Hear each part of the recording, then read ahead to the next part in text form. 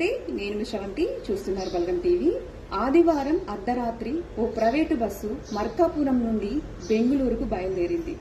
అయితే ప్రయాణికులు ఆ బస్సు ముందు అద్దాలు పగిలి ఉండడం చూసి, అద్దాలు పగిలి ఉండగా మీరు ఎలా బండి నడుపుతారు, ప్రయాణికుల ప్రాణాలు అంటే అంత నిర్లక్ష్యమా అని ఆ బస్సు డ్రైవర్ని అడగగా, ఆ బస్సు డ్రైవరు అద్దాలు పగిలితే ఏంటి, నేను హెల్మెట్ పెట్టుకొని నడుపుతాను, మీకేమైనా అభ్యంతరమా అంటూ ఓ అహంకారం సమాధానం ఇచ్చిండు.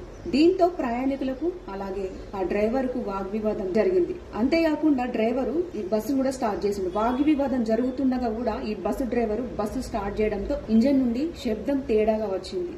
దీంతో ప్రయాణికులు భయపడి మాకు వేరే బస్సు ఏర్పాటు చేయాలని ప్రయాణికులు పోలీస్ స్టేషన్ లో ఫిర్యాదు చేశారు. పోలీసులు ఈ బస్సు గురించి విచారించగా ఈ బస్సు 2 రోజుల క్రితమే ప్రమాదానికి గురైందని చెప్పేసి తేలిందండి. బస్సును కూడా సీజ్ చేశారు. ఈ private bus Lakshmi Narasimha travel కు చెందిన బస్సుగా పోలీస్ వాళ్ళు కూడా గుర్తించారండి. ఒకసారి అక్కడ ట్రావెల్స్ లో ఇంకెన్ని బస్సులు ఉన్నాయి, ఎలాంటి బస్సులు ఎలాంటి కండిషన్ లో ఉన్నాయంటే ఎన్ని బస్సులు కూడా ఇలాంటి సిచ్యువేషన్ కండిషన్ లో ఉన్నాయి కూడా తెలియజేస్తున్నాను. ఒక బస్సు డ్రైవర్ ని నమ్ముకొని చాలా మంది ప్రయాణికులు బస్సులో ప్రయాణం చేస్తారు. కానీ బస్సును ఇలాంటి కండిషన్ లో ఉంచి కూడా బస్సులు నడుపుతున్నారంటే ఆ ట్రావెల్స్ ను కూడా సీజ్ చేయాల్సిందిగా అధికారులను తెలియజేస్తున్నాను.